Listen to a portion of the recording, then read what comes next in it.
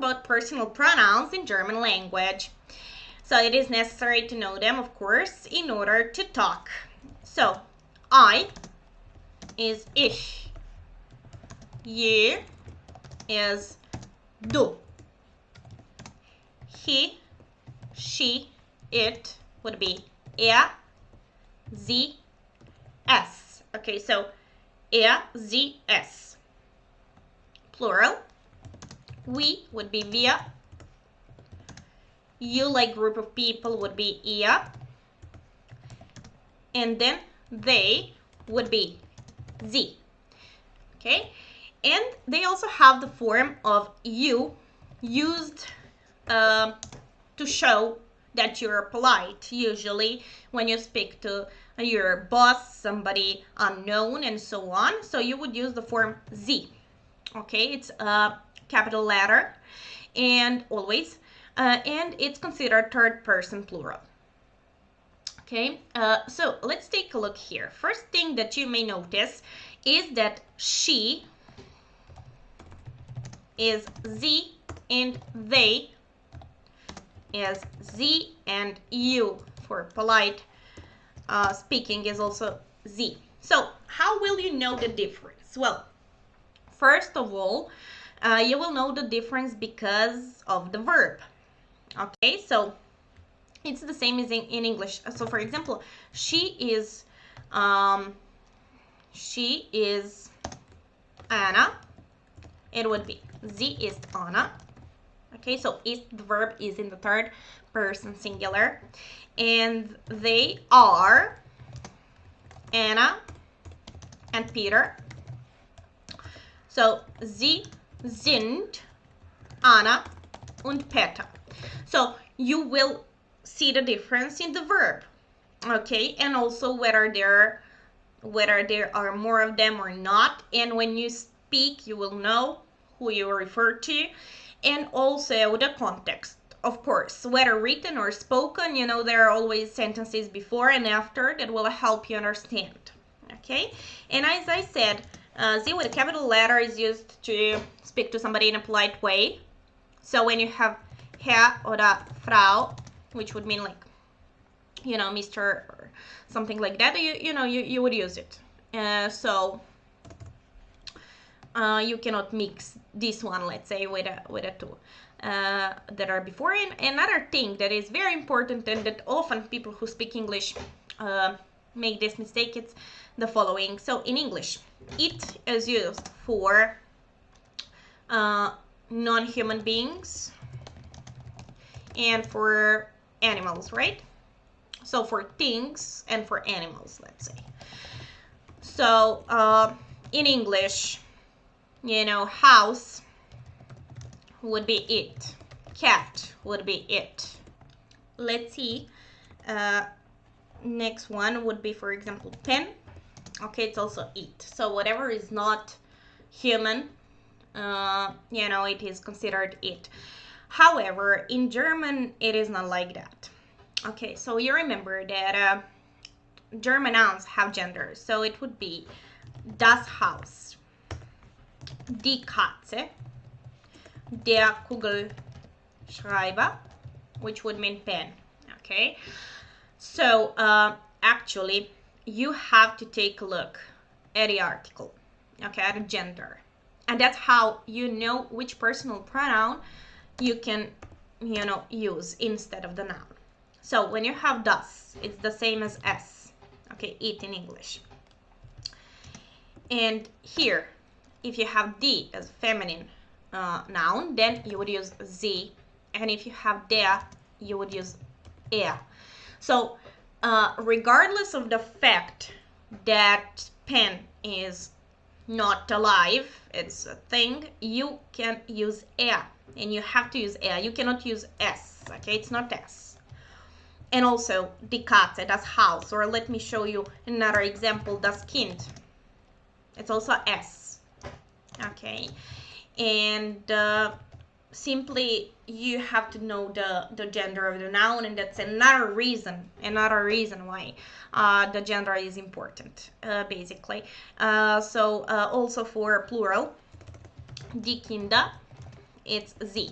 So with plural, it's always easier because, as you remember, the article is always the same.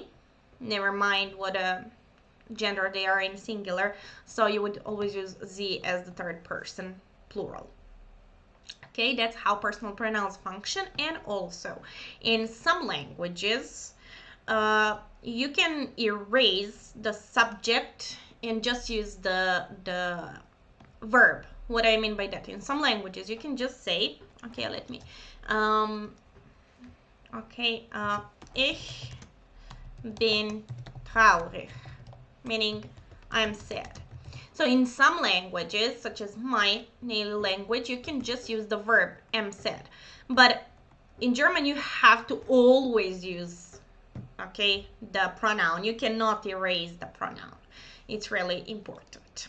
Let's see how German nouns function. They're really different from English nouns because German nouns have a gender. So it's a grammatical gender and you have to know it to speak grammatically correct language. If you don't know the gender of the noun, you know, all grammar that you learn cannot be used, basically. Okay, so there are three genders: masculine gender, feminine gender, and neutral gender, and plural of the nouns, which is the same for all of them. So, for example, der Tisch, which would mean table, and der Vater, which would mean a father. So, sometimes it's kind of logical because the real gender, you know, is the same as the grammatical one. So der Vater, father is masculine generally in all sense. But for example, in some languages, this gender may not be the same. So in German language, Tisch is masculine. Why? Because.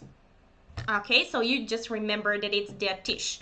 Also, for example, der Stuhl, which would mean chair. For example, in my native language, in Serbian language, chair is feminine. Okay, but here it's masculine, so you have to memorize it. There are certain rules, but they cannot be applied everywhere. There are a lot of exceptions. So basically, it's the best to memorize it, and you will see at the beginning it's very difficult, but as the time, you know, passes away, it gets easier. Feminine would be like die Mutter, which would mean mother. Here it's also kind of logical. And then we have, for example, die Lampe, which would mean the lamp.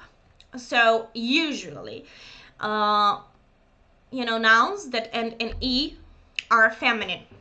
But as I said, there are a lot of exceptions. For example, one very important and basic noun name would be der Name.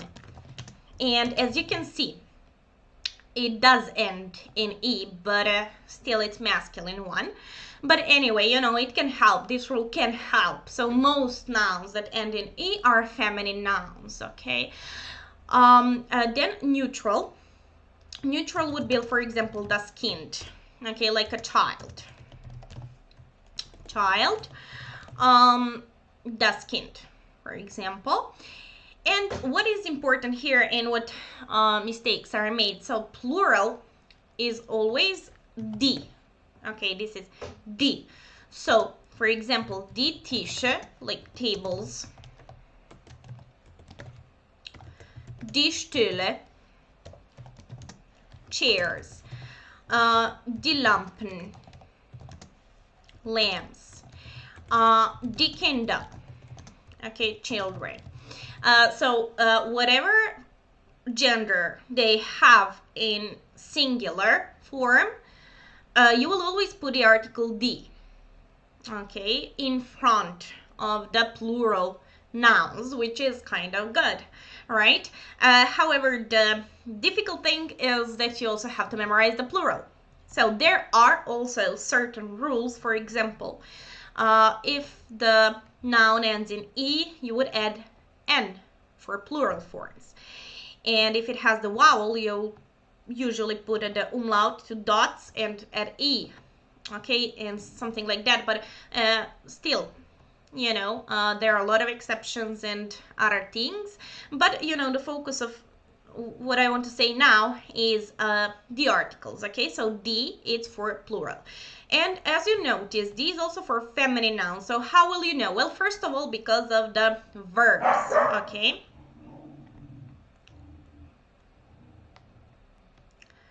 So how will you know if the noun is feminine or plural? Well, first of all, because of the verb. What do I mean? Well, for example, die Mutter, die Mutter ist hier. So ist is the verb for third person singular. And you know that the noun is singular. And for example, let's see this. Das Kind ist hier. Okay, the child is here. Or die Kinder sind hier. Okay, so you see the verb shows you that, and also, of course, always the context. And when you talk, it's kind of easier because you would know what you want to say. But if you're not sure, the best way is to look at a verb. Okay, and another thing. And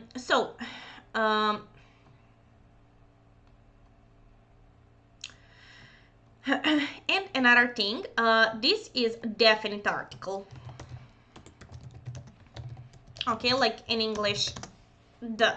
Okay, so der, die, das, and die. So it's usually how, you know, the dictionaries, for example, refer to the nouns. If you open the dictionary or search the verb, the noun online, you will find it, this article, definite article, next to the noun, and it's the best way to learn it with definite article. I will show now indefinite article in German, which would be the same as A or N in English. So for masculine, it would be ein. Okay, so it would be, for example, ein Tisch. Feminine would be eine. Okay, eine Lampe. Neutral would be ein Kind. And plural is no article, the same as in English. So we would just say, okay, let me type like this. Plural would be Kinder, just Kinder. Okay, no article. You see, masculine and neutral indefinite article is the same. And that's why, you know, dictionaries and generally when you learn using definite article, because it's you cannot know in this way if you use indefinite what is what, like is it masculine, is it neutral. So that is why. But of course, when it comes to using the nouns, you know, you would use definite article for something that you definitely know. Like, you know, I'm showing that to the Tisch and I say, okay, der Tisch ist hier. Okay, but for example, ich habe einen Tisch, or ein Tisch ist hier. Okay, I mean one of many. So basically the use is the same, but that's how you learn it. See what question words in German are. So what is was?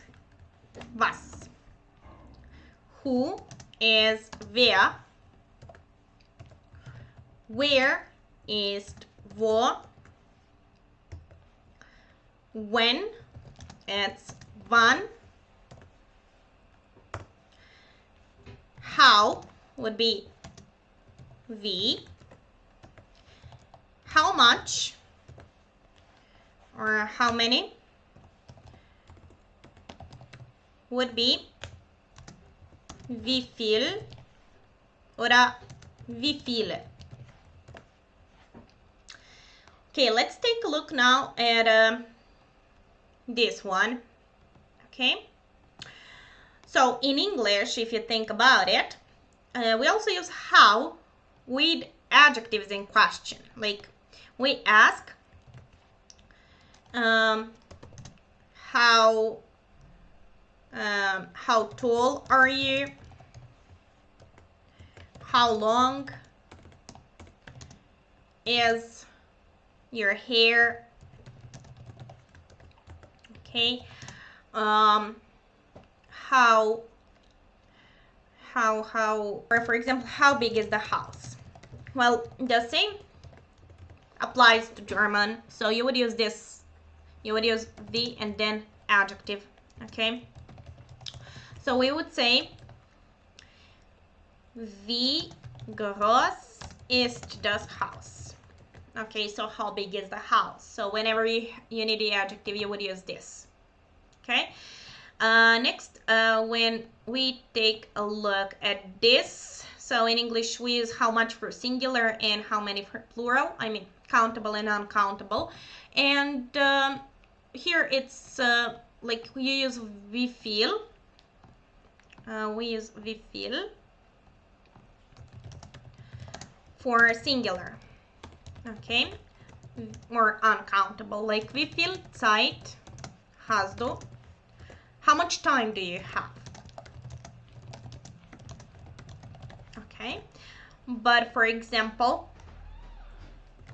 wie viele Bananen isst du pro Tag? How many bananas do you eat a day? Okay, so it's similar, but if you use plural nouns, then you have to use wie viele. Also, as you will notice, we need inversion when it comes to questions. So even without question words or with them. So I can say, hast du einen Hund? Like, do you have a dog? What did I do? Well, I switched the verb and the subject, right? I said not du hast, but hast du. Okay, and we can also use the question word. For example, was hast du, was isst du zum Mittagessen? Okay, what do you eat for lunch? So, okay, question word always goes at the beginning, and then you use the inversion. Okay, and that's basically that. Okay, let's see how possessive pronouns are used in German language. So in English, those would be like my, your, his, her, and so on. So possessive pronouns. And in German, as you see in the first person singular, that is my, there are two forms, mine and mine. So when should we use what form? Let's see. On the right side here, there are family members. So die Schwester, feminine, sister. Der Vater, masculine, father. Der Bruder, masculine, brother. Die Mutter, feminine, mother. Die Eltern, plural, parents. Die Kinder, also plural, children. And let's say das Kind, okay, which is neutral, and it means a child. So mine, the first form, would be used if the nouns are masculine or neutral. Okay, so basically depends, and you have to know the gender of the nouns, or you cannot put the correct possessive pronoun. So in this case it would be mein Vater, mein Bruder und mein Kind. Okay, so like my father, my brother, my child. Und meine would be used for nouns that are feminine and for plural nouns. Okay, so it would be meine Mutter, meine Schwester, meine Kinder, and that's it. Okay, so basically you have to know the gender, grammatical gender of the nouns. Okay, for your, so like second person singular or possessive pronoun, it would be dein or deine. Okay, so the rule of E ending applies to all forms. So meine is for feminine and plural nouns, and here also deine for feminine and plural nouns. So it would be deine Schwester, deine Mutter, deine Eltern, okay, like your parents and so on, and dein for masculine or neutral nouns. So dein Kind, dein Vater, dein Bruder, and so on. Okay, let's see here. Okay, let's see here, third person, singular, possessive pronoun, because a lot of mistakes happen when it comes to this person. So let's see his. His two forms are sein or seine. Again, you have to know the gender of the noun. So it would be seine Mutter und sein Vater, zum Beispiel, okay? Her, it would be ihr oder ihre. Again, for example, ihre Mutter, ihr Vater, and so on. Okay, so what happens here is that many people make mistakes. So first, you have to take a look at the gender of the noun. So if I know that it's die Mutter, okay, then I take sein oder seine. Okay, so first that, and then I see for his, it's sein oder seine, and then I take the form for example, the feminine noun. Okay, for its, it would be the same as for his, it's sein, seine. Okay, let's see plural. Okay, plural. Okay, our would be unser, unsere. Okay, again, E ending is for feminine and plural nouns. Okay, your, meaning group of people, it would be euer oder eure. Here you have to take, you have to pay attention to the spelling, okay? It's kind of tricky. So you see, it's kind of reversed. Euer oder eure. And there would be ihr, ihre. Okay, if you take a look, it's the same as for her. Okay, so ihr oder ihre. How would you know? Well, you know, you will take context into consideration and you would know what the speaker wants to say or what you want to say. And ihr oder ihre is also used for, you know, the form your that is used for as a polite form. So that's how this functions. You have to know the gender basically, but it's nothing difficult. Okay, so when it comes to the present tense so when it comes to present tense in German language, it's very important to remember that there is no difference as in English, for example, between present simple and present continuous. So there is only one type of present in German language. So you will use present for something that you do generally and that you're now doing. Basically, no difference. Of course, you can add some, adverbs, time expressions to show when it's happening, but basically, usually from the context, you know, it is known. So that's very important. The other thing that you should know is that infinitive form in German language is recognized by the ending n, meaning en.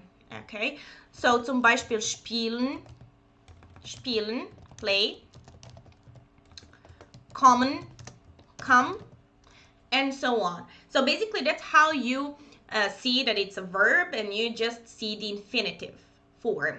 Okay, well, in order to form present tense in German language, you have to take this en off the infinitive, okay, and to add certain endings.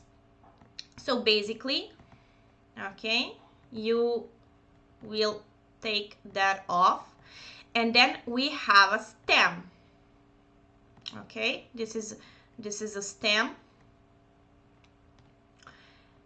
Okay, and on that you add certain endings. We will see now which ones. Okay, so for first person singular like ich, you need to add e. Okay, so it would be, I will take the verb spielen. Ich spiele. Okay, ich spiele. For second person singular, you would add st, meaning du spielst. You play. Sie, es spielt. Okay, so you add t. Spielt. Ich spiele. Du spielst. Sie, es spielt. Okay, so wir spielen.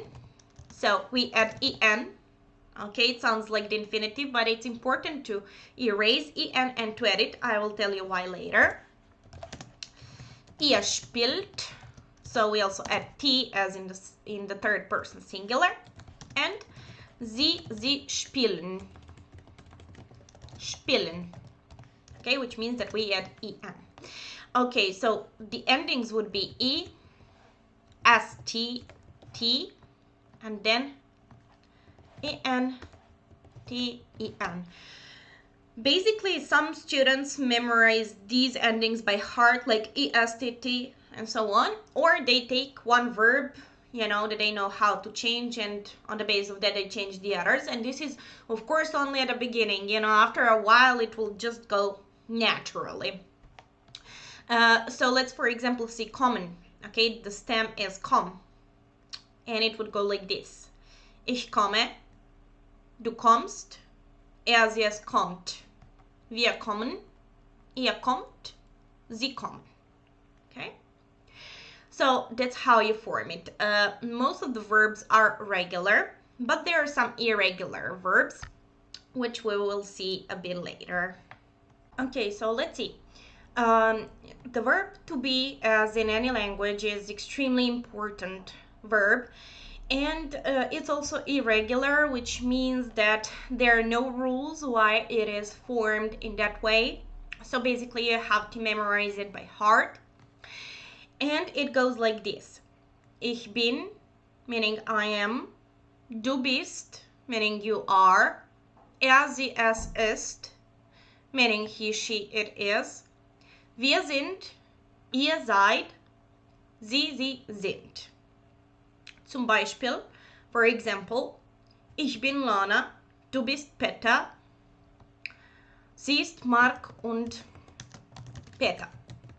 Okay, like they are Mark and Peter. So that's how you form it. When it comes to questions, you just do the inversion. Okay, you say, am I Lana? It would be, bin ich Lana? Ist Mark? Ist sie Tina? Okay, so you just do the inversion. This is one irregular, very important verb. And also, an important verb is the verb have. Okay, and the verb have would be like this.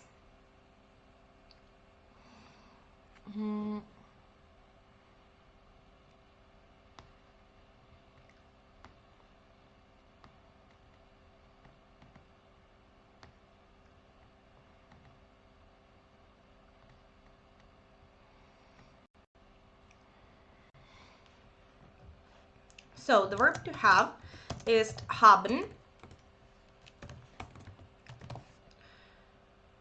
So actually, this verb is irregular only in the second and third person singular.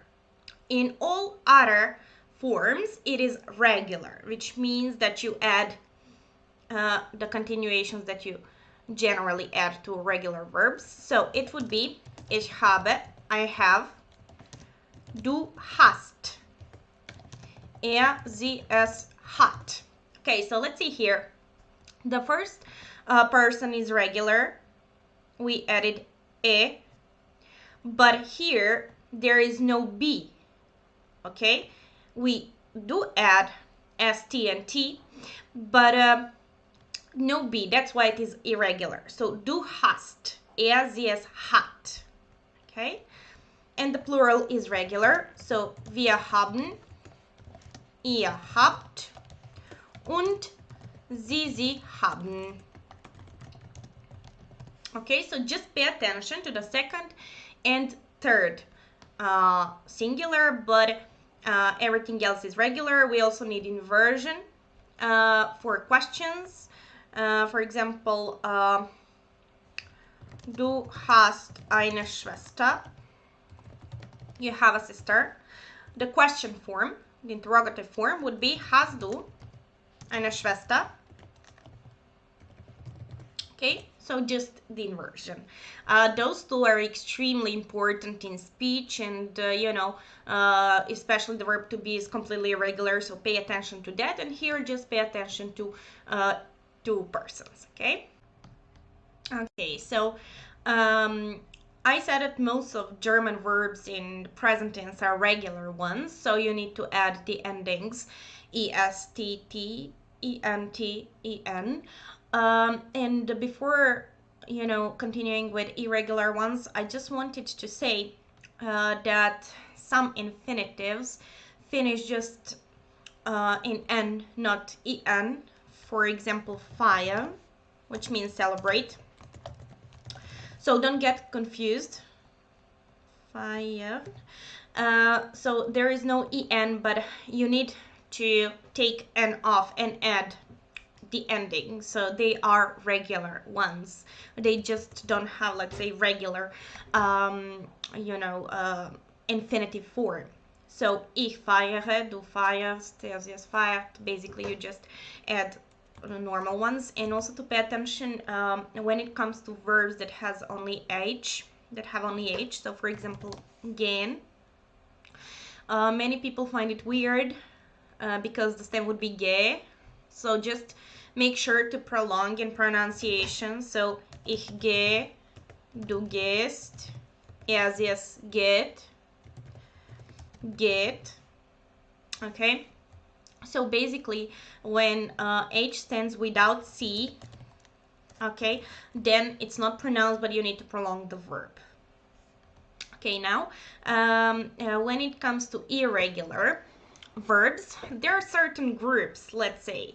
Some verbs that contain a, the vowel a, such as fahren, which means travel or drive. Then waschen, which would mean wash. For example, those. They are actually irregular in second and third person singular, and most, not all, but most of irregular verb groups are irregular only in these two persons. So the first one would be regular, so ich wasche, aber du wäschst. So here we change the pronunciation. Okay, this is e. Okay, when you add umlaut, those two dots on the vowel, it's pronounced like e. Du wäschst, sie, es wäscht. Okay, so basically those two are irregular, just those two. You don't change and you don't add umlaut, anywhere else. So it would be wir waschen, ihr wascht, und sie waschen. Okay, waschen. Also, for example, laufen, which would mean run. here you should pay attention to the pronunciation. So it goes like, just a second, it goes like du läufst, es läuft. So the combination of these two, it's oi. Du läufst, läuft. Okay, aber ich laufe. Du läufst, läuft. Wir laufen, ihr lauft und sie laufen. Okay, this is one group, let's say, that changes the first a vowel into the pronunciation of e, or you need to add umlaut. Okay, the other group, there is a change of e into I. For example, geben, which means give, helfen, help, and others. I will add some other more complicated ones later, but basically let's say these two. So again, they're irregular in second and third person singular. Okay, so it would be ich gebe, I give, du gibst, es gibt, wir geben, ihr gebt, sie geben.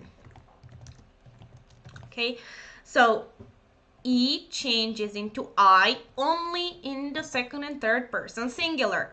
Okay, so it's du gibst, es gibt. Ich helfe, du hilfst, es hilft. Wir helfen, ihr helft und sie helfen. Okay, so E into E or E into I in English. One special, let's say, verb is the verb nehmen, which would mean to take. So here there is also the change of E into I, but pay attention to the spelling. Okay, so it's ich nehme, aber du nimmst, sie es nimmt. Okay, you see in the pronunciation I change as with geben und helfen, but here you need to pay attention to spelling.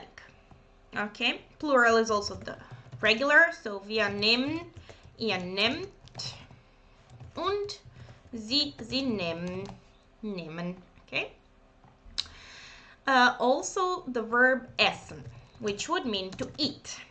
Okay, it's kind of irregular because you change E into I, but look, so we say ich esse, du isst.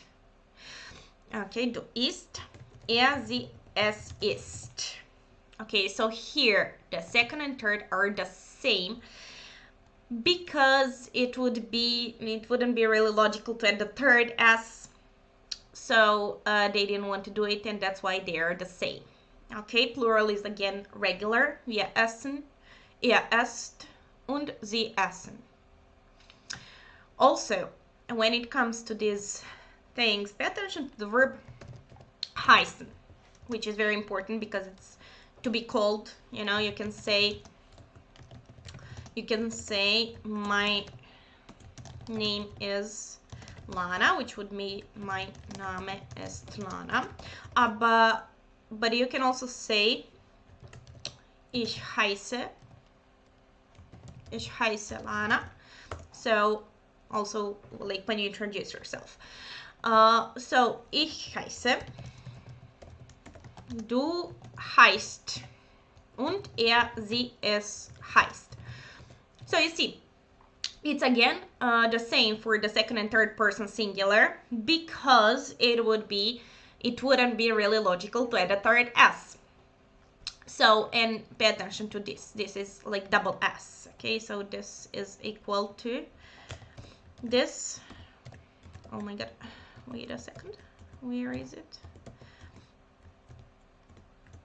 Okay, basically this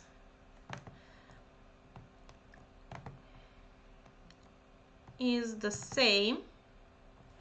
This is the same as this. Okay, so that's why they didn't want to change it. The plural is again regular. Wir heißen, ihr heißt und sie heißen.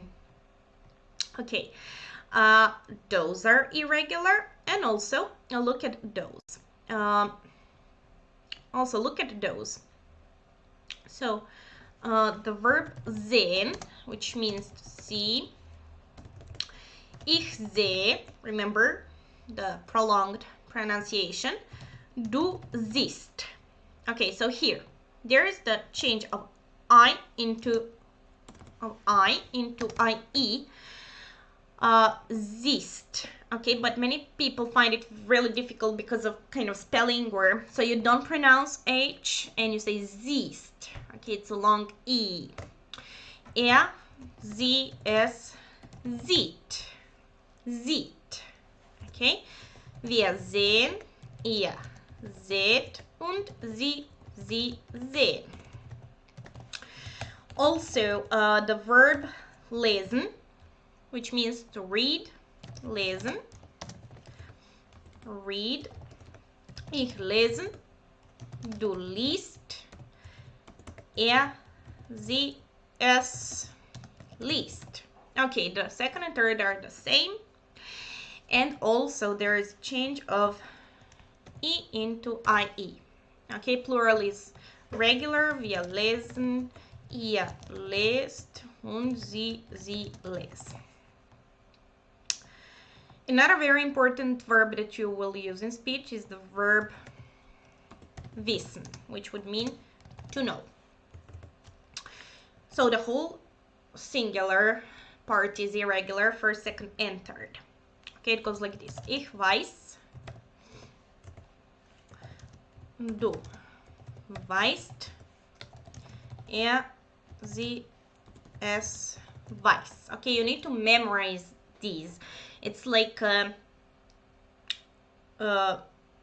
you know, the first and third are the same, and in the second you add just T because we have double S. And wir wissen, ihr wisst und sie wissen. So when you want to say I know or I don't know, you would say ich weiß nicht. Ich weiß nicht. Okay, it's important because it's really used. These verbs, for example, arbeiten, which would mean to work, und warten, which would mean to wait. So if we take the en of the infinitive, the stem ends in T. Okay? And in this case, it's extremely difficult to add ST or T. Okay, so try. Du warst. Yeah, warst. It's just impossible. Okay, so in this case, before these endings, you need to add E. Okay, so whenever you add this, and it's in the second person singular and plural, and third person singular. Okay, so like this. Ich warte, du wartest. Okay, so I say du wartest. Sie, es wartet. Okay, again, I. Wir warten, du, ihr wartet und sie warten. Okay, so before these, I added E. Du wartest, sie, es wartet, and also here.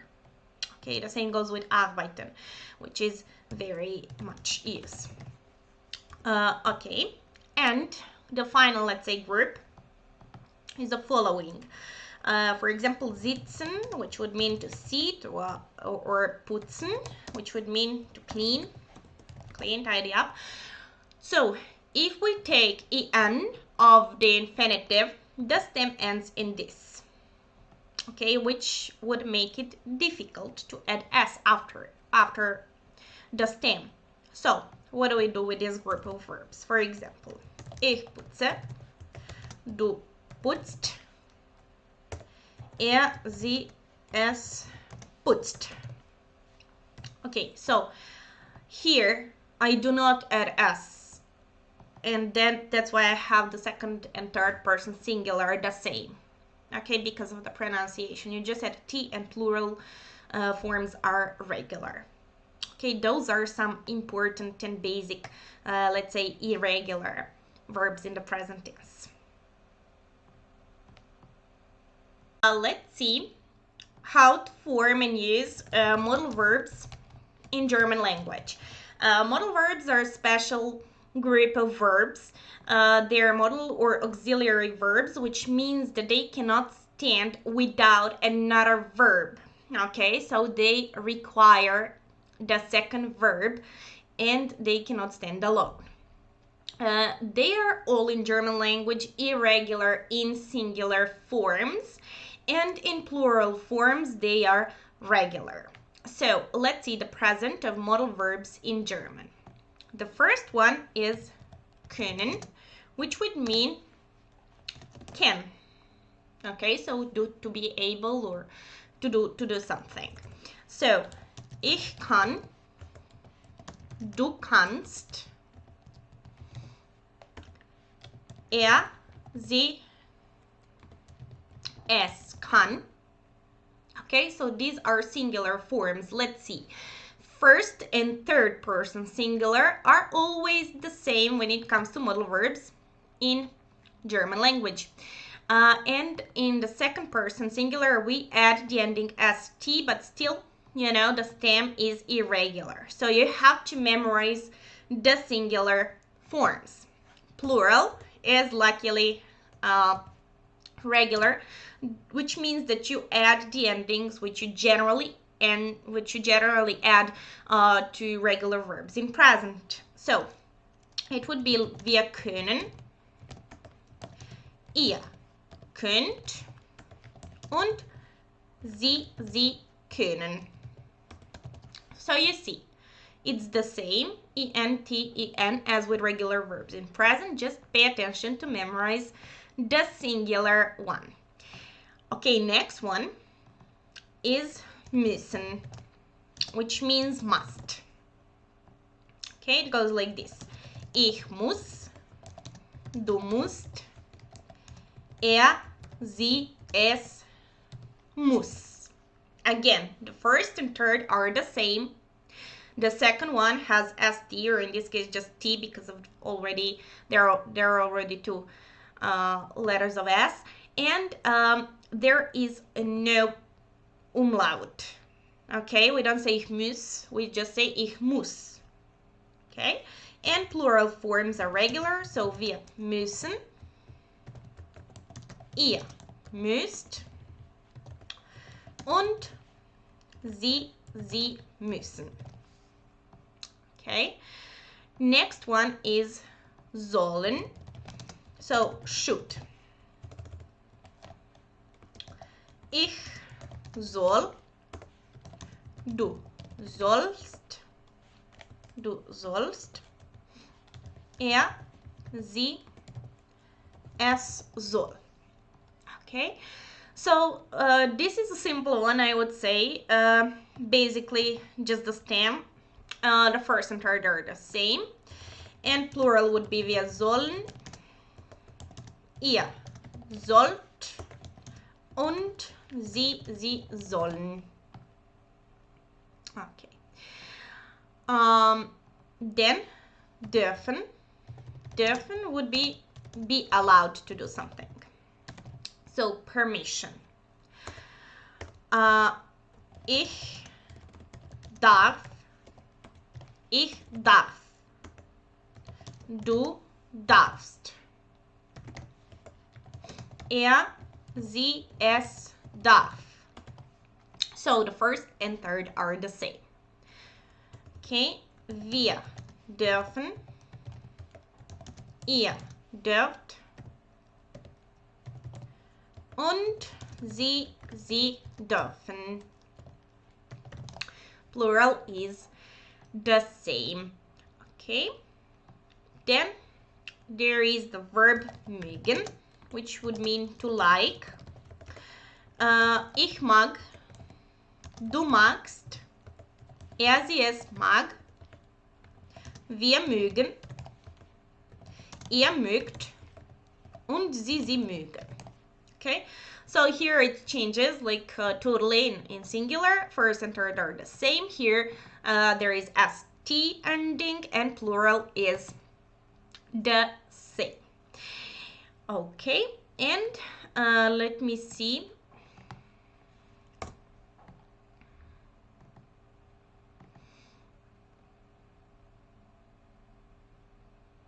And wollen,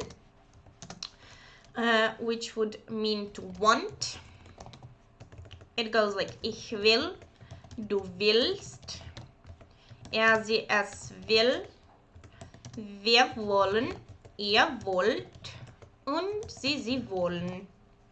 Okay, so will, willst, will, wollen, wollt, wollen. Now let's see. Okay, now let's see how we can use these verbs.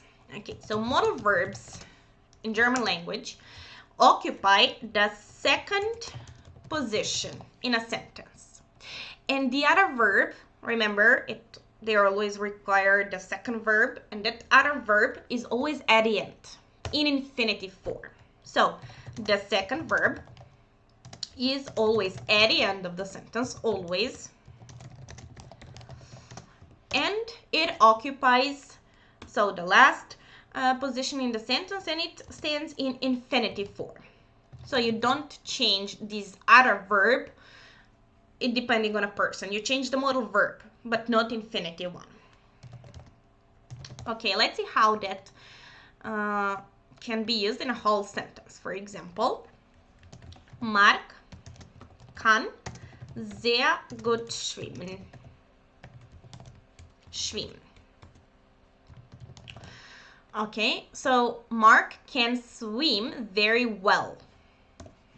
Mark can swim very well. So let's see. Mark is the third person singular. Right? And können for the third person singular is kann. So you change the modal verb so that it agrees with the subject, in this case with Mark. And then at the end of the sentence, so the sentence can be, as large as you imagine. So at the end, you put the infinitive verb. Okay, we don't say schwimmt. No. So Mark kann sehr gut schwimmen. Oder zum Beispiel, du darfst hier nicht rauchen. Okay? You're not allowed to smoke here. So, again, modal verb occupies the second position, and ending is st because of the subject do.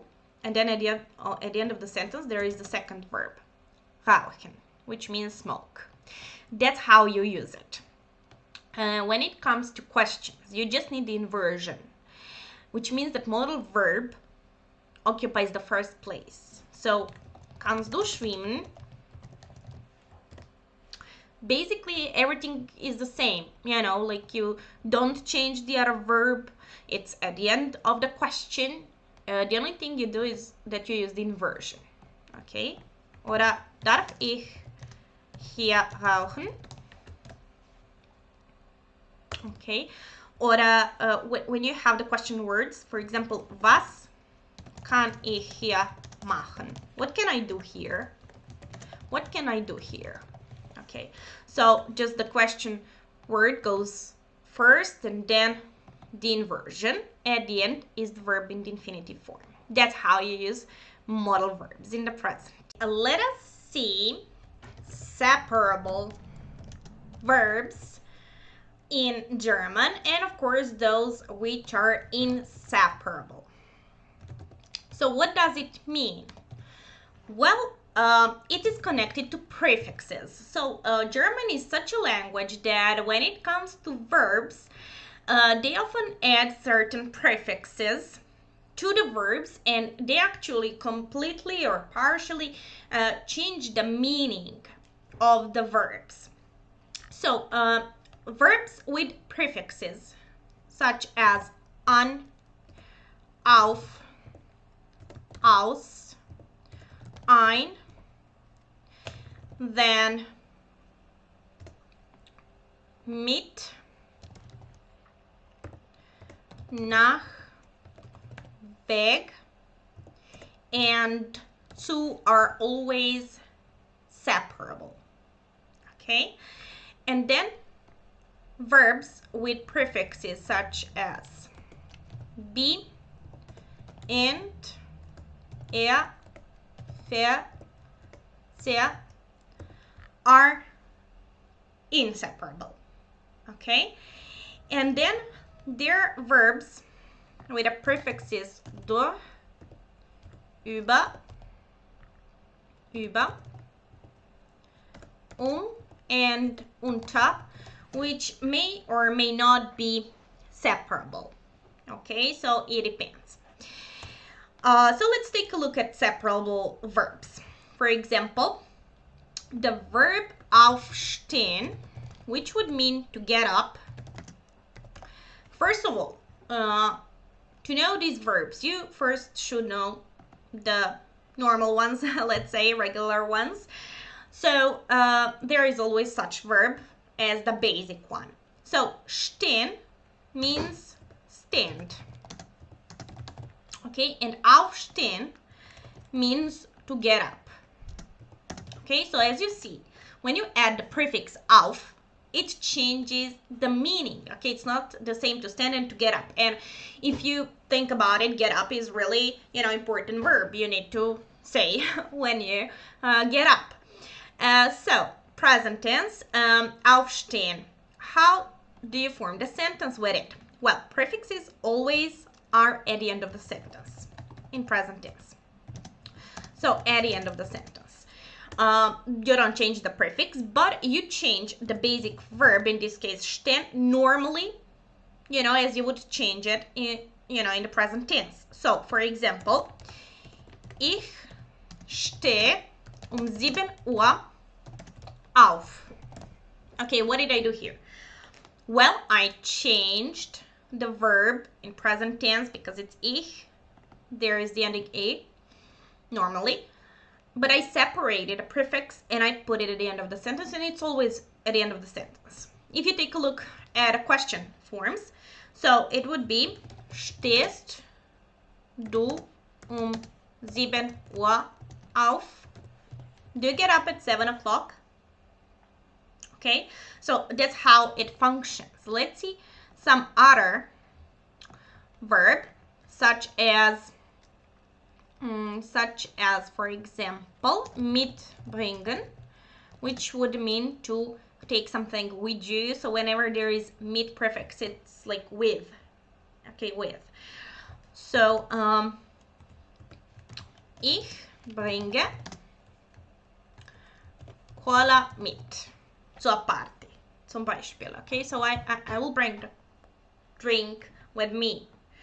Okay, so again, and as you see, we can use something else. So bringt Cola mit.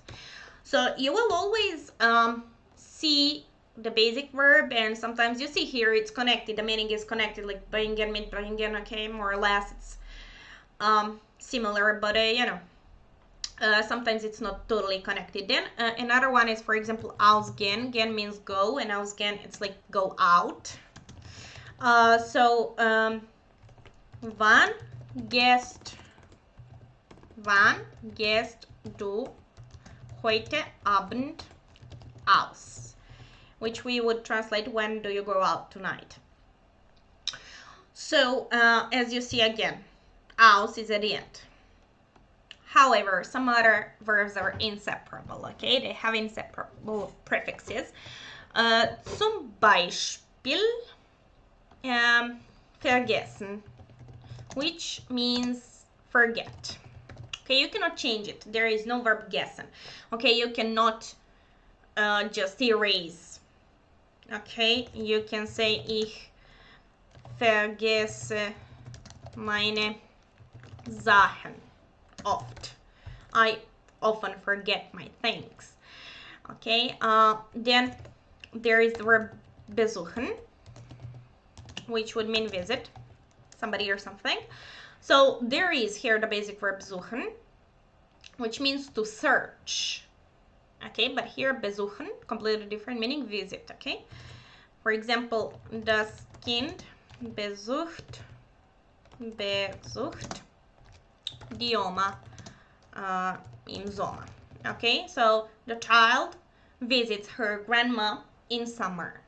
Okay, but you cannot change it. So pay attention. Like whenever you see the verb, you know, you should take a look at a prefix, notice prefix, and put it at the end. You know, gradually you will get used to it. Verbs will repeat itself, okay, a lot of times, but you know, for now, it's important to know it. Okay, next, when it comes to separable verbs connected to modal verbs, so separable verbs cannot be modal verbs, but I'm talking about a use in a sentence where modal verbs are. Well, then you don't separate it. Okay, so don't separate it. We do not separate it. The prefix. Okay, so let's see, for example, ich muss morgen, tomorrow, früh aufstehen. Okay, we would translate this as I have to, or I must get up early tomorrow. So in this case, you know, whenever there is modal verb, you change modal verb according to the person that, you know, is standing next to the verb, but the other verb goes into infinitive form, and this applies here as well. So even though we separate these, you know, when it's the only verb used in the sentence, when there are two of them including modal verb, then you don't change it. That's how these verbs are used.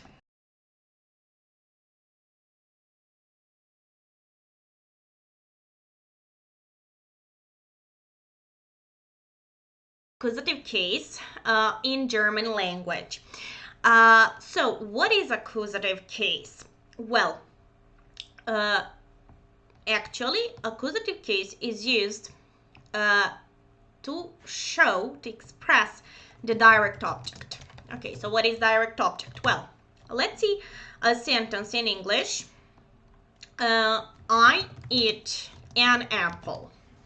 Okay, so I is the subject because I actually perform the action. Okay, perform the action.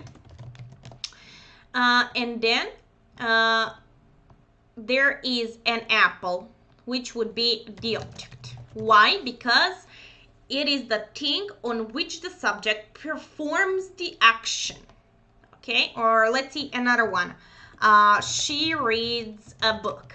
Okay, subject is she because she actually performs the action, and a book is a direct object because it is the thing on which she performs the action. Okay, so accusative case refers to the direct object, and in German you don't change the actual noun. Okay, so the noun does not take a special form, but actually the article. We'll start with definite article. So if you remember, it's der for masculine, die for feminine nouns, das for neutral nouns, and die for any plural nouns. So nominative case is it refers to subject. Okay, so it is the subject of the sentence. Okay, we would say, for example, der Tisch ist teuer. okay, which would mean the table is expensive. So it is the subject of the sentence, and that's why nominative case is used. Okay, but if I use the table as an object, I need accusative case, and I will not change the form of the noun, but I would change the article. So accusative for masculine nouns would be then, and this is the only article that changes. So the other articles have the same forms, which is good news for you. So D would stay D, das would stay das, and D would stay D. Okay, so they do have the same forms, but they perform, they actually function as an object. Let us see the examples. So I want to say, I am buying the table. Okay, it would be ich kaufe. Kaufen ist kaufen means buy, so I just put it in present tense. Ich kaufe den Tisch. Okay, so let's see. Ich is subject, so I don't change it. And then table is here the object because I am buying the table. Okay, table is the object, and that's why I need accusative.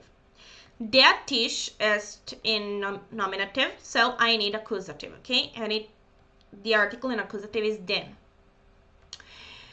Okay, I can also say ich kaufe die Lampe, and die Lampe functions as the object, but it's just that the articles have the same form in both cases. Or ich kaufe, okay, so ich kaufe das Haus. Okay, it's the same, it's just it functions as an object. We need accusative, but they have the same form, which is good. So what you need to do is just to pay attention if the noun is masculine. Okay, that's how we use this case.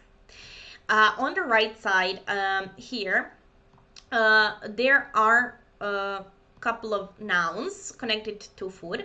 So der Apfel, apple, die Orange, orange, das Bier, beer, and the Apfel, apples. So whenever you say, for example, that you eat or drink something, you actually need accusative, right? So, for example, I eat an apple every day. Okay, it would be like ich esse den Apfel jeden Tag, every day. Okay, so it's just that apple is the object. I need accusative. Der Apfel is, nominative. So that's why I change it into den. Die Orange, das Bier, und die Äpfel. If we say that we eat or drink these things, we also need accusative. But as you see, die, das, and plural doesn't change. They don't change. So as we saw, die, das, and the plural do not change. So we would say ich esse Äpfel jeden Tag. I eat apples every day. And we would say ich trinke das Bier. I drink beer. So it would not change, but they function as direct objects, and you need to use accusative case. So when it comes to indefinite article, okay, in nominative, we said that it's ein for masculine, and here also only masculine nouns would change, and they would be einen. It would be einen, okay, for masculine. So for example, ich esse einen Apfel, but all the others would stay the same. Okay, I would say ich esse eine Orange, ich trinke ein Glas Bier, das Glas, ein Glas Bier, and so on.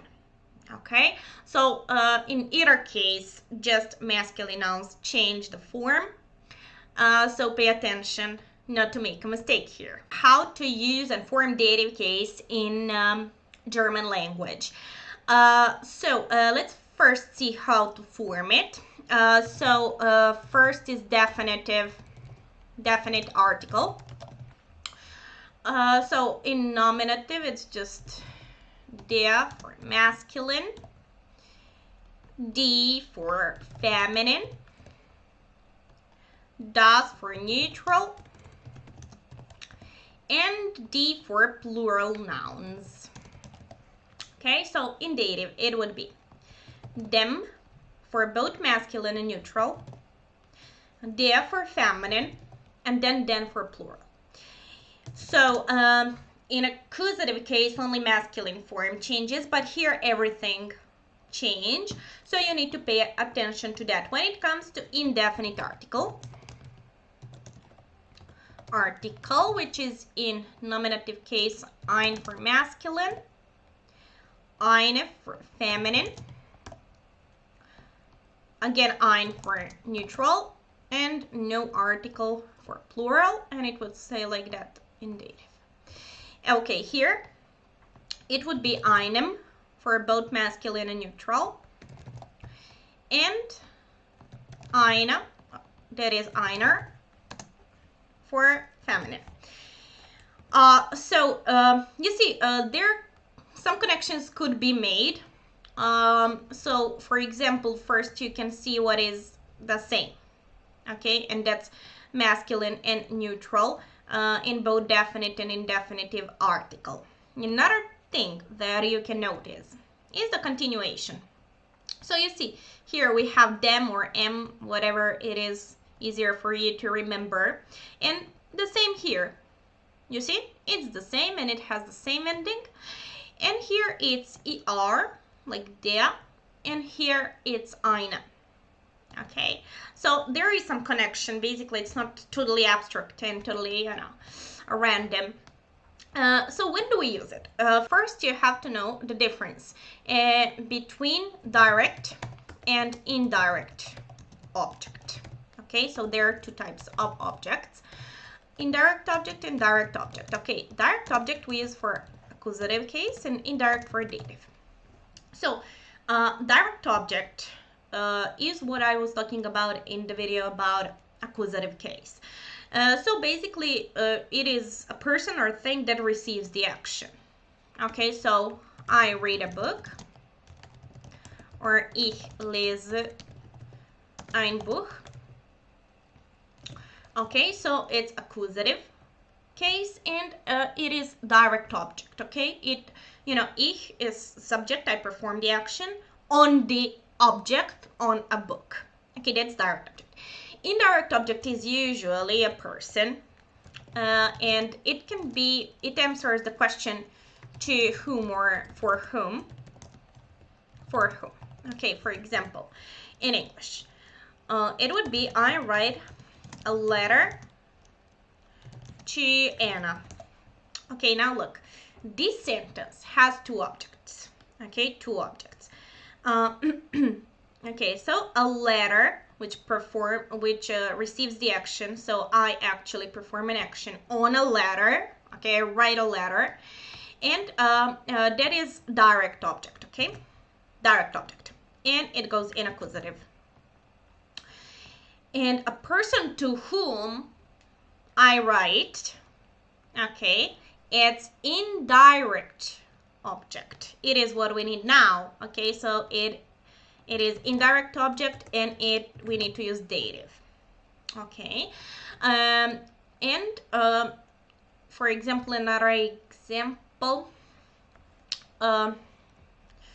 she. Okay, let me switch the color. Okay, so she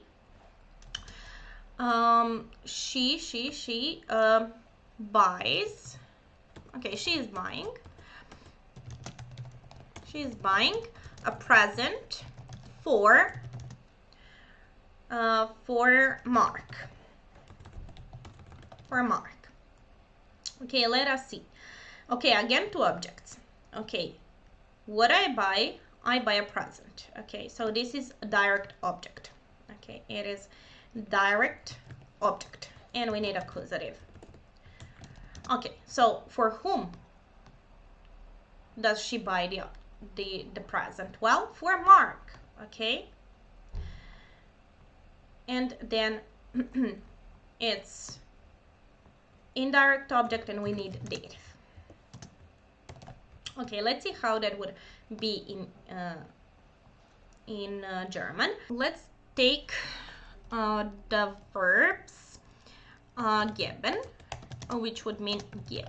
Okay, let us see this. Okay, so I want to say a woman gives a book to a man. Okay, so a woman, die Frau. Okay, give is geben. A book is das Buch. Und der Mann ist man. Right? Okay. So it would be die Frau gibt das Buch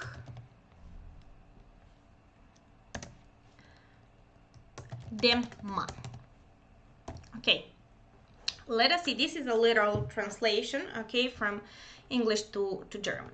Well, actually, there are two objects, okay, like das Buch, it's direct object and it's an accusative. Dem Mann is indirect object and it is in dative. However, as I said, this is a literal translation from English. In German, if you have two nouns, one functioning as direct object and the other as indirect object, you have to pay attention to the word order. So the correct word order would be,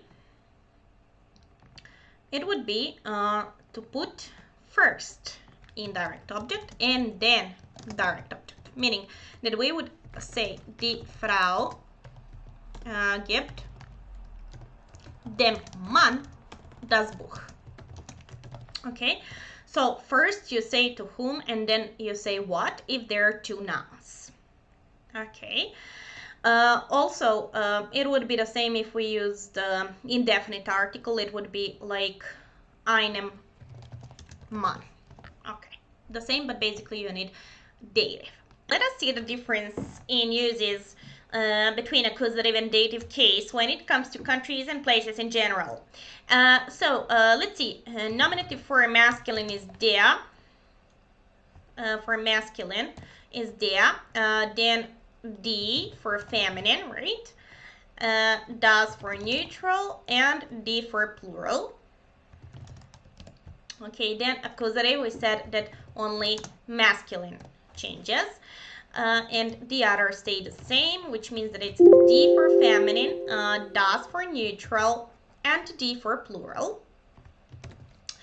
And dative, it's dem for masculine and neutral, der for feminine nouns, and den for plural nouns. So let's see. To say and express movement, okay, that you go somewhere, not that you're there, that you go somewhere, you can use accusative and usually the preposition in, which is the same in English and in German. So what are some verbs of movement? Well, gehen, like go, fahren, which would be like travel or drive. And let's use those two. It's just important for you to see that it's movement. Okay, and let us see some places in the city. Das Kino, cinema. Then, for example, der Park, which would be park. And then let's say, for example, die Bibliothek, which would be library. Okay, so you should use in an accusative if you go to the places. So if you're in the movement. In English, it would be I I'm going to the park. Okay, so you're not in the park, you're going to the park. The process of the movement. So it would be ich gehe in den Park. Okay, let's see now. Park is there, it's masculine. So if we take a look at a table, it says den for accusative, right? So I need in and then accusative for movement. Ich gehe in den Park. Ich gehe in den Park. Okay, also ich gehe in das Kino oder die Bibliothek. So the others stay the same because in accusative only masculine changes. So this is how I express. Okay, I cannot say in their park, and I cannot say in dem Park because it's simply not correct. Okay, and if I want to show the state, not the movement, but the state that I'm already there. Okay, so for example, I am at a park. I'm there. Okay, of course, you would often use the verb sein, like the verb to be. And now you would need in, and then you would need dative. Okay, so let us see. It's again der Park. Then we would say ich bin in dem Park. Oder ich bin in dem Kino. Oder ich bin in der Bibliothek. Okay, so in all these examples, I use dative because it's not a movement.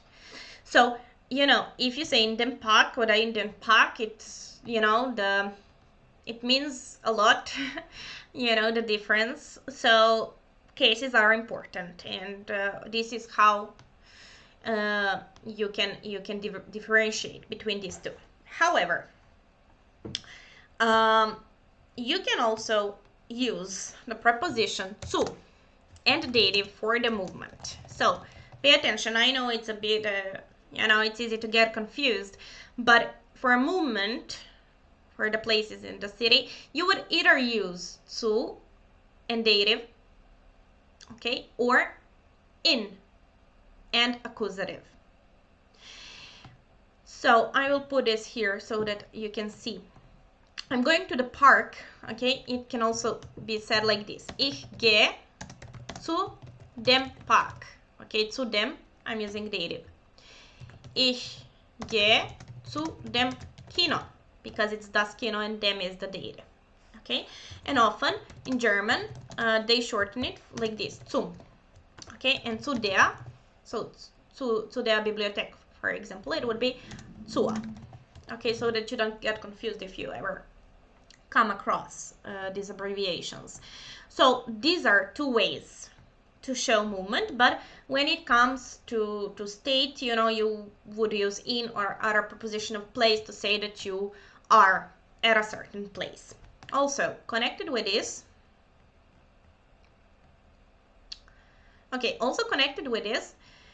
is prepositions of place. Okay,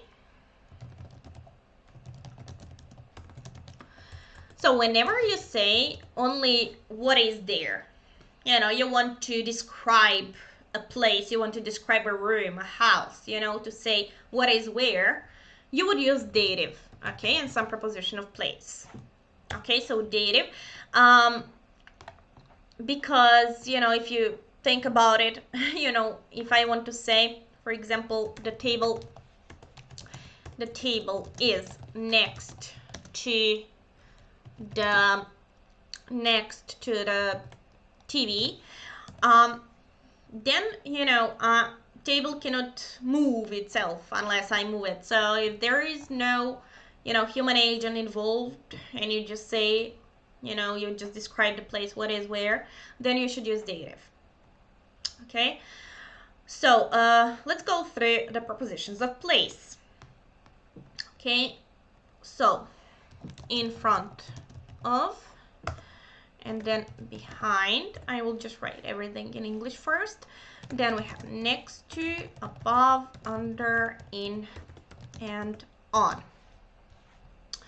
Okay, in front of.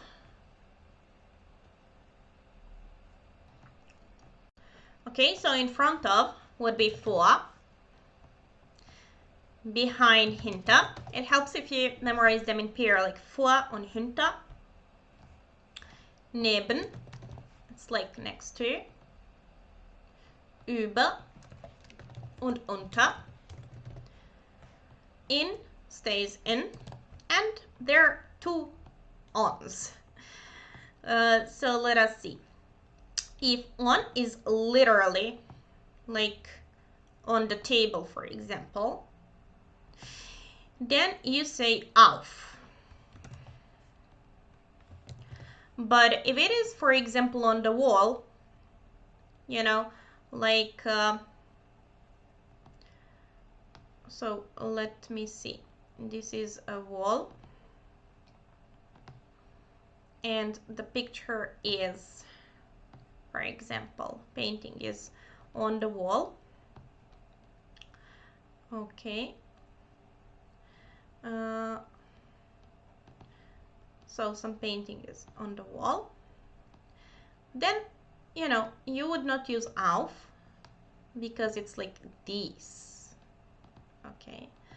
It's not literally on, but it's on the wall. Then you would use an. Okay. So it could be auf or an. So auf if it is like this literally, and on if it is like, you know, by the wall, let's say. So after these prepositions, you will use dative if you use them to say where something is. Okay, let me give you some vocabulary items. Let's say der Tisch would be the table. Der Fernseher would be TV. Then das Sofa. Then, for example, die Lampe. Das Bild would be picture. Die Wand would be wall. And for example, well, let's do with them. So to go back to the example that I previously given you, so it would be der Tisch ist neben dem Fernseher.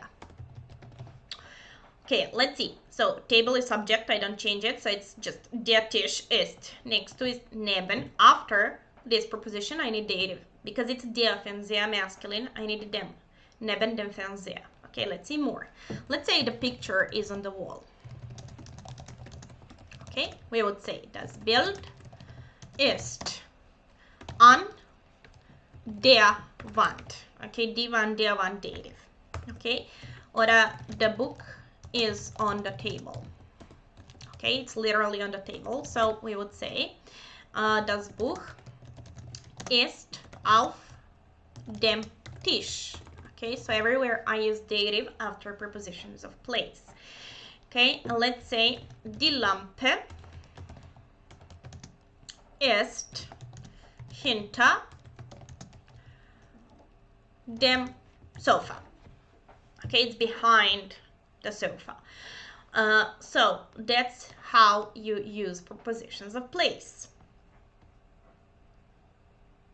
Okay, now when it comes to countries and cities, whenever there are names, you know, when it comes to movement, you would use the preposition nach without any article. Why without article? Well, because those are the names. You don't put the article in front of, for example, Anna. Okay, so the same goes with this. So we would say, for example, ich fahre nach Italien. Okay, I go to Italy. I'm going to Italy. Oder du gehst nach London. Okay, so it's the movement and I just put a preposition nach and then the name of the country or city. Okay, if I'm there, so the state, not the movement, I would use just in without article. So I would say, ich bin in Italien und du bist in London. Okay, just the verb be and in and the name. However, there are exceptions. Okay, let us see the exceptions. Okay, so Türkei, USA und Schweiz are exceptions because there is an article in front of them. So it's die Türkei, die Schweiz und die USA. But pay attention here. Türkei und Schweiz are feminine nouns and USA is plural.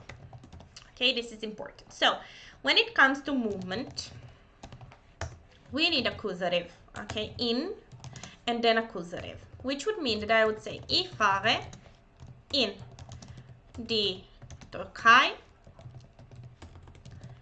in die Schweiz, and in the USA. Okay, article doesn't change because it's the same for feminine and plural nouns in accusative, right? But when it comes to state, so not movement, that I'm already there, we need in and then dative. Okay, so it would be, ich bin in der Türkei, in der Schweiz, and in den USA, because USA is plural, so you need den. Okay, those are exceptions, but basically all the other function as I told you above. Okay, let us now see accusative case of personal pronouns. And actually in English, although English doesn't have, officially doesn't have cases, but there are ways in English to express what German expresses. In this way, in English, those would be object pronouns. And object pronouns in English are personal pronouns in accusative case in German. So let us see in English. Okay, object pronouns are me, like I, see, me, or you love me. That's better. You love me.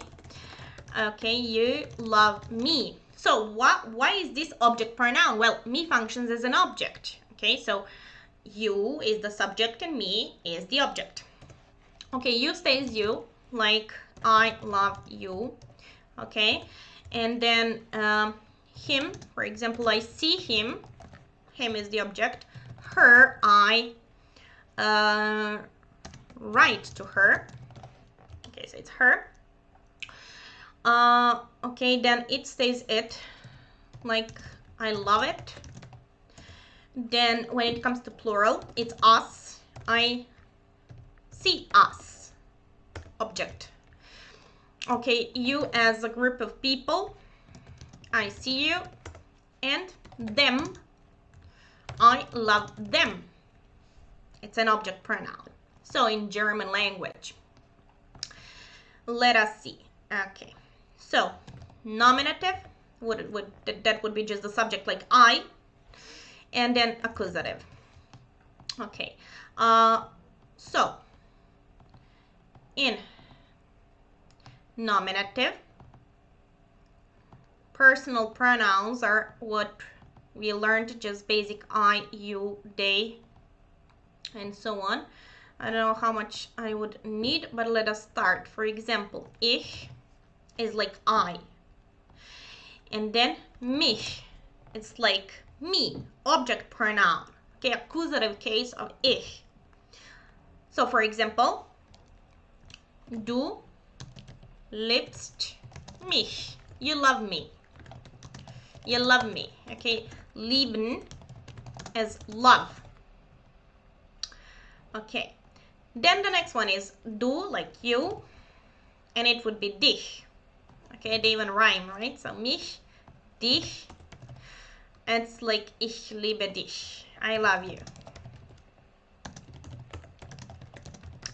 Okay, then er would be in. Okay. I see him would be ich sehe ihn. Sorry, ich sehe ihn.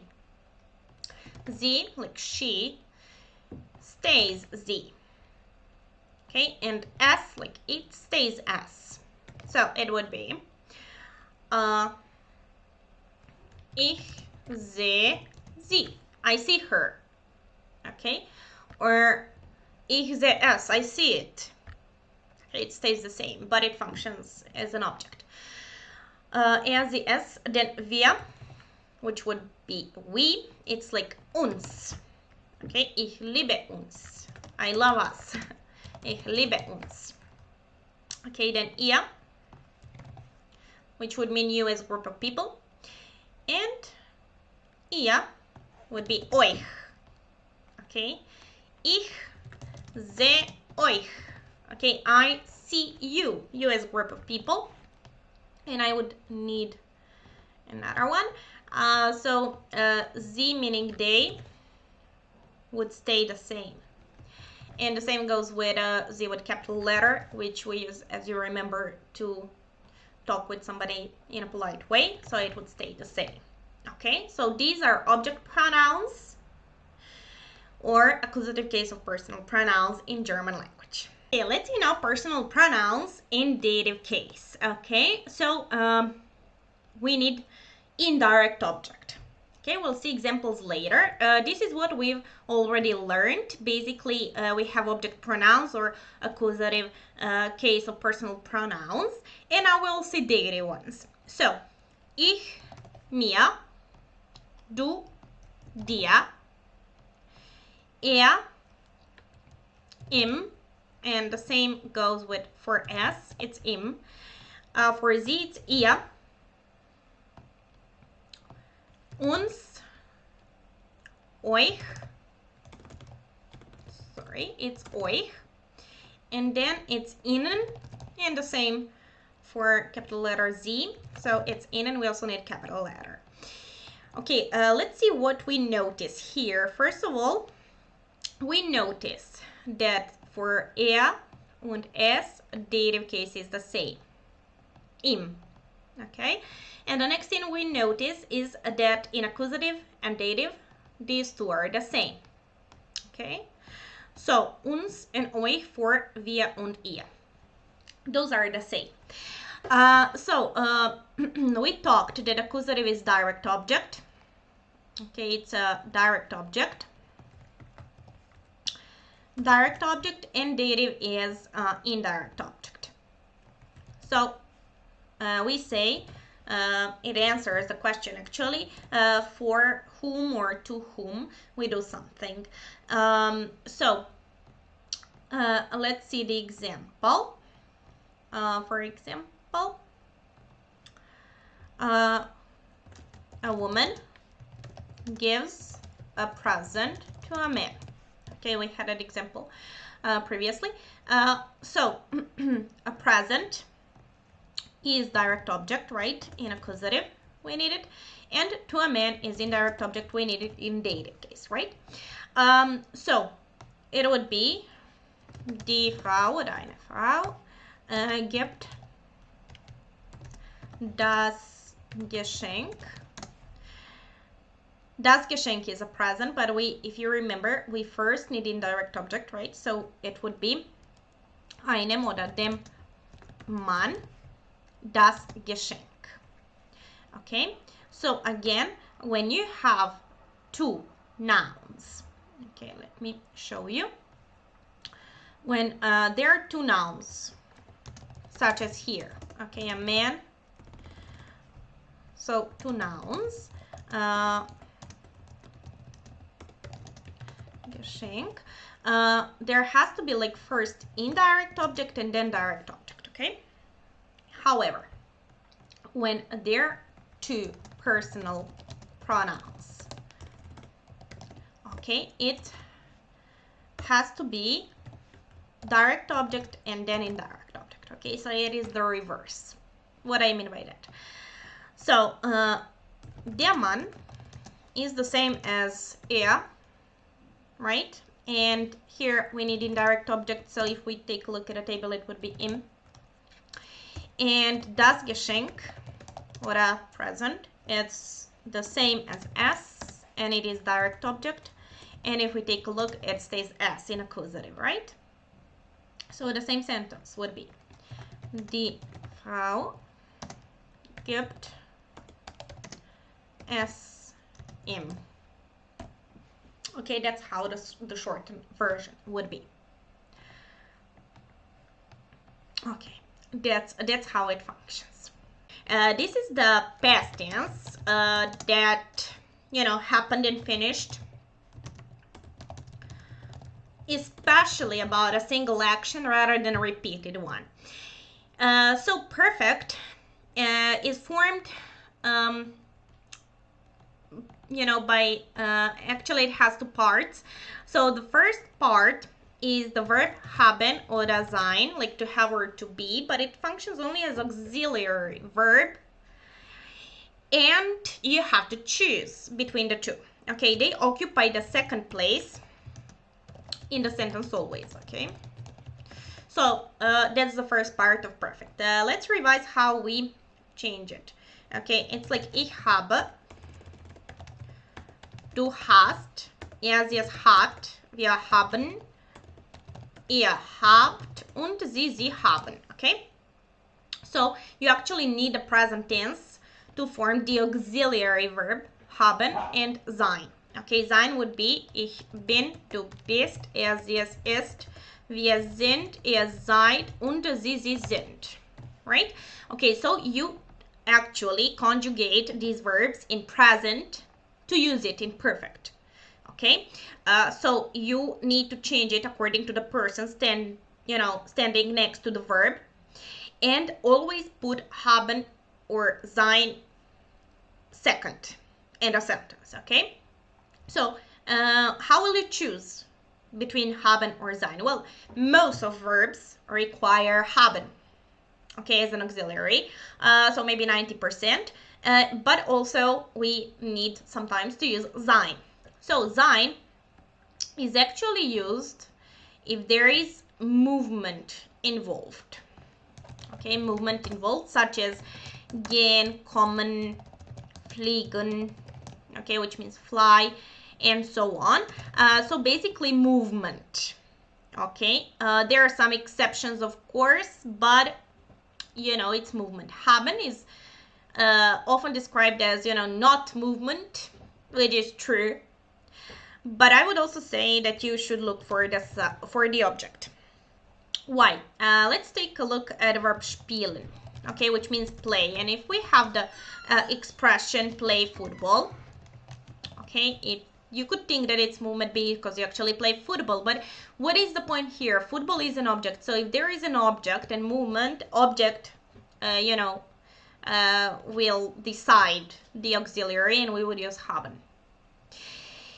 Okay, so the other part of perfect is participle, past participle, which is put at the end of the sentence. Okay, so in German they are so-called weak, or I would say just regular verbs, and strong or irregular verbs. So let's first see weak or regular verbs. So there is, for example, the verb spielen, play. So how do we form past participle? Well, you put ge, and then you cross n, okay, you cross it, and you put t instead of en. So it would mean that we have gespielt, and there is past participle. Okay, you add ge and t. Okay, so for example, machen, do, it would be gemacht. Okay, so that's how you form it. So regular verbs or weak verbs are formed in this way. When it comes to so-called strong, or I would just say irregular verbs, they have to be memorized, and they are the third column, you know, the same as in English would be like go, went, been, that been is past participle, and the same goes with German language. So you have to memorize it. For example, gehen, it's gegangen. And for example, geben, it's gegeben. So sometimes they're easier, sometimes they're not so easy, but basically you have to memorize it. I will show you later the list, but let me show you how the whole sentence would look like. So I want to say, for example, this sentence: Ich habe Fußball gespielt. Okay, so we said it, spielen goes with the auxiliary verb haben because there is an object. So I put the verb haben in present tense according to the person, ich. And then at the end of the sentence, I use past participle. Since this is the regular weak verb, I made past participle by putting ge and te at the end of the sentence. Okay? Or, for example, du bist nach London gegangen. Okay. Here, gegangen is the past participle of the verb gehen, and it is irregular or strong. So I just took it from the column that I memorized. And since it is movement, gehen meaning go, then you need the verb sein in the present tense and to, put it in the verb in the form bist because of do. Okay, so I traveled to London. I went to London. Okay, this is how it is formed. This is on the right side, okay? You need third column for past participle. So for example, let me see, essen, gegessen. Okay, so you memorize it. They are strong or irregular verbs. Then finden, like find, gefunden. Okay, gehen, gegangen, and so on. Okay, so basically you have to memorize it. And as you see, most of them are with haben. So it's usually in these columns that are given. Usually the third person singular is given, like here, ist geflogen, hat geklungen, and so on, so that you don't get confused. Basically, usually it is signaled to you whether you should use haben or sein, but sometimes you don't need to just memorize everything. You should just think whether it's movement or it has object and so on. So that's how it looks and what you should do. The second column for now you don't need, it's for another past tense, so just the third one. Okay, let's see how to form future in German, and I think this is pretty easy. There is the verb werden, which is very important verb because generally it means become. However, it is used as an auxiliary verb to form many things, grammatical things in German, including future tense. So first of all, let's see how it is, how we can conjugate it. It's irregular. So we do say ich werde, but we say du wirst, sie, es wird.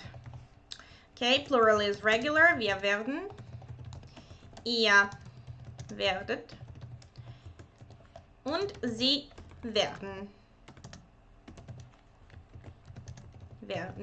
Okay, let's see. Basically, this is completely irregular, like you need du wirst, yes, wird.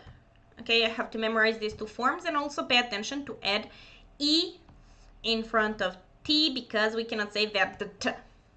Okay, so this would be how we conjugate it. And how do we form future tense? Well, it's actually easy, as I said. So the verb werden occupies the second position in the sentence, okay? And we need another verb because werden would be translated as will. I will, you will do what? Okay, we need the other verb. So the other verb goes at the end of the sentence in infinitive form. Okay, so it would be ich werde das Buch lesen. Ich werde das Buch lesen. So, actually, werden is the second, and lesen is the other verb that goes at the end. Okay, let's see some more examples. wird heute Abend ausgehen. Let's see here. Okay, so and because of that person, wird is used, second place in the sentence. And then ausgehen is our second verb, and you can see that it is separable, like ausgehen, but you also don't separate it, okay? You just put it together in infinitive form. When it comes to questions, you just do the inversion. So, for example, wann wirst du Hausaufgaben machen? Okay, when will you do your homework? Okay, when will you do your homework? Okay, so first the question verb, the question word. Okay, let me type it again. Okay, so when will you do your homework? Homework. Wann wirst du Hausaufgaben machen? Okay, so question word goes first and then the inversion.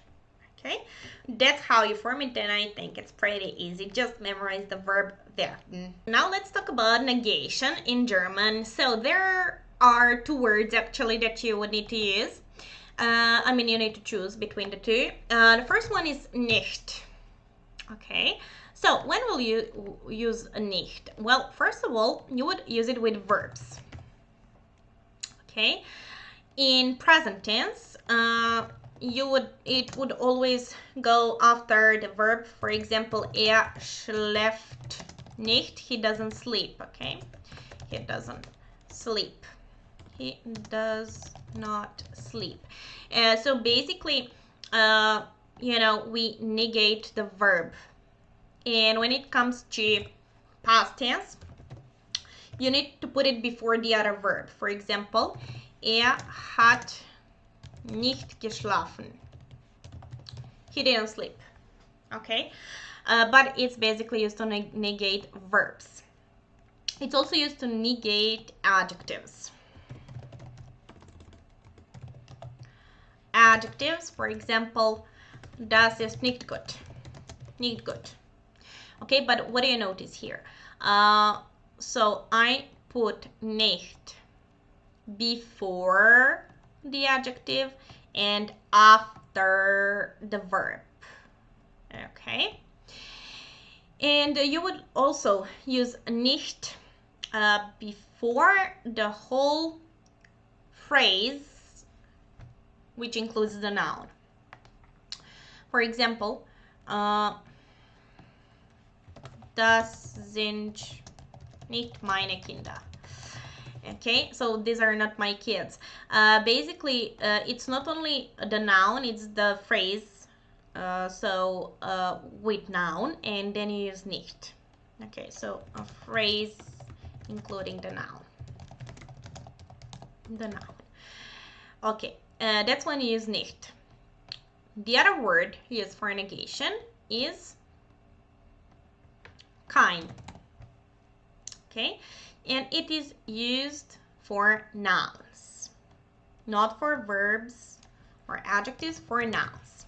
Okay, so we use it with nouns and instead of the articles. So one common mistake is to put kein and plus an article. No, we would say ich habe keinen Hunger. I'm not hungry.